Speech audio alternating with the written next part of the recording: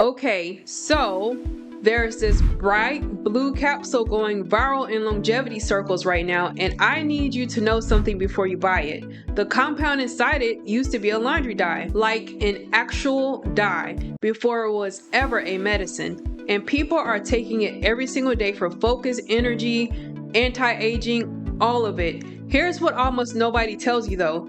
This same compound can trigger a dangerous reaction if you happen to be on the wrong antidepressant. That's not some small footnote I'm throwing in for drama. That's a real medical interaction, and you need to hear it before ordering anything.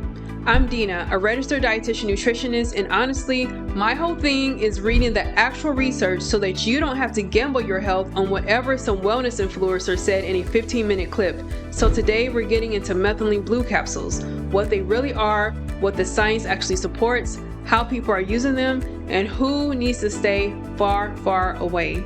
Real talk is always free in here, so let's get into it. So, first things first. Methylene blue is not some brand new biohacker invention, okay? This is a synthetic compound that started as a dye back in the 1800s and later became an actual medicine. In the US, the FDA approves prescription methylene blue for something called methemoglobinemia. It's a blood disorder that limits how well your blood carries oxygen. In medical settings, it's usually given as an IV for acute situations like that or for cyanide poisoning. Now, buying capsules online for focus or anti-aging, that is a totally different story. That's off-label use, meaning the product is being used for something the FDA never actually reviewed it for. Wellness brands love to borrow medical language to sell these capsules, but I want you to know they do not carry the same testing, approval, or oversight as a prescription version, not even close. And one more thing while we're clearing things up. Some sellers lump this in with peptide products. It's not a peptide. It's its own distinct compound with its own history. And that distinction actually matters when you're trying to evaluate any claim made about it. Okay, here's where the science actually gets interesting. And I promise I'll keep it simple. At low doses, methylene blue may help mitochondria work more efficiently. Quick refresher, mitochondria are the parts of your cells that produce energy, and tissues with high energy demands like your brain are naturally a big focus for this kind of research. That mechanism is basically the whole reason longevity circles pay attention to this. The theory goes something like this. If your cells handle energy better and oxidative stress stays lower, function might hold up longer as you age. Is this a reasonable hypothesis? Sure. Is it proof? No. Human evidence is still limited, and a lot of claims circulating online are running way ahead of actual data. On the cognitive side, small studies have shown short-term improvements in memory tasks and changes in brain activity after a single dose. That's an early signal worth watching, and it's not the same thing as a proven brain booster you can count on for daily mental clarity. And for longevity specifically, the internet interest comes back to the same redox and mitochondrial story. Some lab and animal work suggests it may lower oxidative stress and support neuron function, which has pushed it into conversations about healthy aging and neuroprotection. But here's the distinction I need you to hold on to. Aging research is not the same as proving anti-aging cure. Don't let anyone sell you that. In the wellness market, people typically take methylene blue capsules orally, often once a day or split earlier in the day, sometimes with food to reduce stomach upset. Most people start low and just watch how their body responds before adjusting anything. And that caution is there for a real reason. There is no official supplement dosing standards for methylene blue capsules. Brands vary, capsule strengths vary, and honestly, the quality of what's actually inside the bottle varies just as much. Here's something people get wrong constantly, and I want to be really clear about this. Higher doses are not automatically better. Methylene blue has a dose response curve that may be less forgiving than most people assume. A little is not the same as a lot, and pushing the dose up can raise your risk without adding any real benefit. Research doses are honestly all over the map too, because studies are chasing different goals in different patient groups.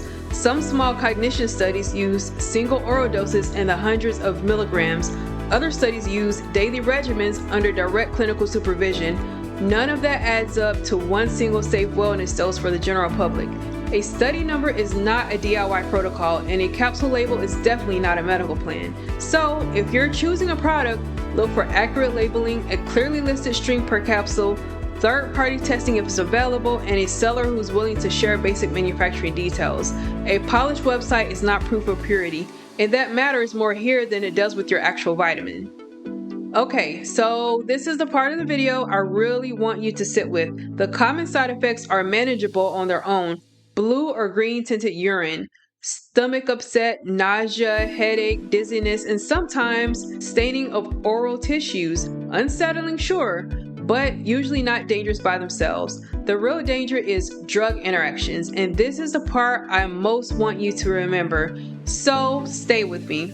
Methylene blue can act as a MAOI, which means it affects serotonin pathways in the brain. If you are taking an SSRI or an SNRI or an MAOI antidepressant, common names like sertraline, fluoxetine, or venlafaxine, this is not a casual add-on supplement for you. I need you to hear that. Mixing it with those medication risks serotonin syndrome, and that's a reaction that can become life-threatening. Symptoms of serotonin syndrome include agitation, sweating, fever, confusion, tremor, and a fast heart rate.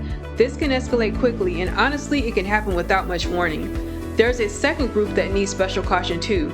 People with G6PD deficiency, which is a blood enzyme condition, can have severe reactions to methylene blue. If you don't know your G6PD status and you're considering this, that's a conversation to have with the doctor first, not a guess you make on your own. And add to this list anyone with kidney problems, heart disease, a history of major drug reactions, or anyone who's pregnant or breastfeeding. Safety data for wellness use simply is not strong enough yet for me to treat any of this as routine. It's just not.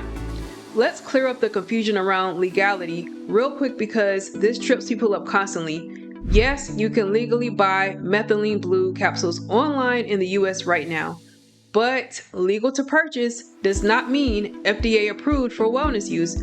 Those are two very different things. In the US, methylene blue is FDA approved as a prescription drug specifically for methemoglobinemia, along with a few other narrow medical contexts like oral mucositis treatment and certain cancer detection procedures. It is not approved for anti-aging, memory, focus, or brain fog. Full stop. So, does it actually help brain fog? Right now, there isn't enough evidence for me to say yes. Early studies point to possible effects on memory and brain energy, but that's a far cry from proven relief for the day-to-day mental fatigue most people are actually chasing when they buy this. And should you take it daily? Honestly, that's genuinely hard for me to recommend broadly. There is no established safe wellness dose and long-term safety data is limited. If you're on any medication that touches serotonin, daily use may be a bad idea because the interaction risk can outweigh whatever upside you're hoping for. So, here's my bottom line. Methylene blue sits in kind of an unusual spot. It has a real medical history and the underlying science on brain energy and mitochondrial function is genuinely worth watching. But most of the wellness claims attached to it right now are still early, and honestly, the supplement market has moved a lot faster than the actual evidence. If you're considering this, focus on safety before hype. Product quality, drug interactions, your own health history matter a lot more than a bold claim on a label.